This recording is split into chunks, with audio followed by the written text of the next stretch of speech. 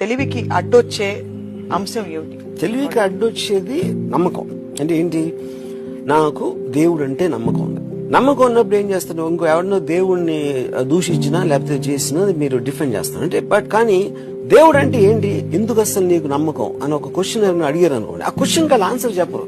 The very idea of somebody saying against God they have a problem. అప్పుడు belief అనేది మీరు ఆలోచించడం మానేస్తారు. మన ఇంటి మనం చిన్నప్పుడు మనం బ్లాంక్ గా పుట్టాం.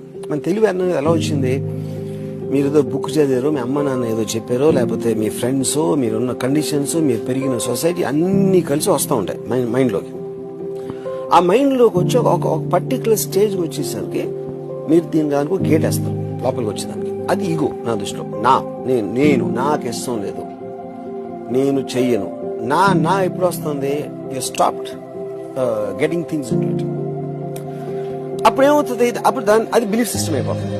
నాకు దేవుడు ఇష్టం, నాకు ఇది ఇష్టం, నా పిల్లలంటే ఇష్టం, నాకు ఇలాంటి చదువు, నాకేమో కోపం వస్తుంది, ఇలాంటి వాళ్ళు అంటే నాకు అసహ్యం.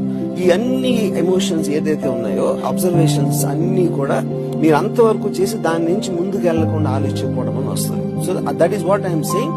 మీ నమ్మకం అనేది బిగ్గెస్ట్ మిస్టేక్.